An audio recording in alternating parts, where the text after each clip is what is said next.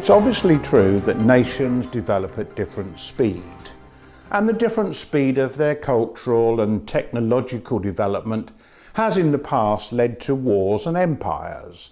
The Romans created a great empire because of their superior technology, organisation and cultural advantage over those that they conquered. And the same sort of advantage from being more culturally developed has actually happened time and time again and has created the British Empire, the French Empire, the Spanish Empire and so on. But now it's becoming clear that cultural development is proceeding at different speeds even within societies. And this is caused by technology and the globalisation that modern technology has spawned. I call this uneven cultural development asynchronous cultural development. Although it's a clumsy phrase, I can't think of anything better to describe what's going on in the world at present. What that actually means in Britain, for example, and in the United States, is that some parts of our society are adapting to technology and to globalisation much faster than other groups are developing. And this means that there is a schism.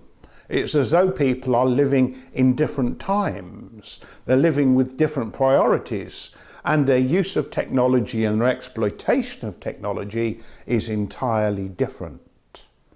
This sort of division, this pulling apart of society into the future and the past, as it were, causes anger and resentment.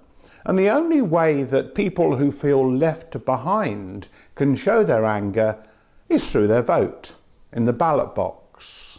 And it's this inequality, this splitting apart within society, which has caused Brexit in the UK and which has given Donald Trump in the USA so much popular support, even when he is patently a ludicrously unsuitable presidential candidate. This sort of asynchronous cultural development, this dislocation within societies, was forecast by the futurist Alvin Toffler in his 1970 book Future Shock. And in that book he talked about the fact that the future would make societies very difficult to govern, because the future, as William Gibson famously said, arrives unevenly. And that means that some groups, such as in London, or such as perhaps in San Francisco or New York, are living in a time which culturally and technologically is way ahead of other groups within their nations.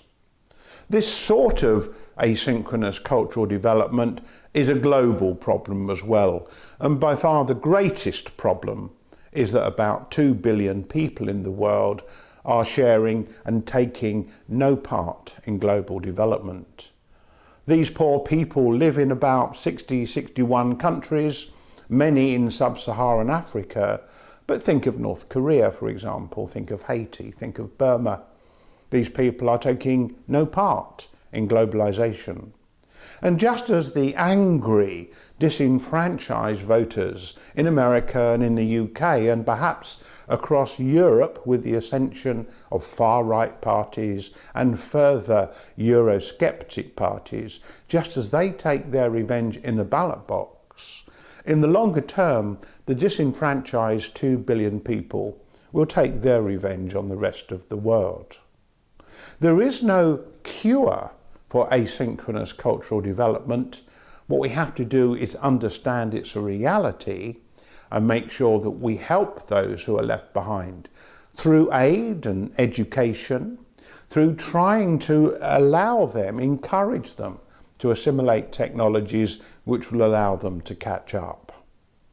Technology is going to continue to increase in speed in development terms.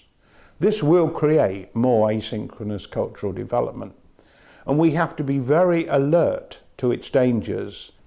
And I suggest that asynchronous cultural development may even threaten representative democracy. The problem is that we don't have a better system to put in its place.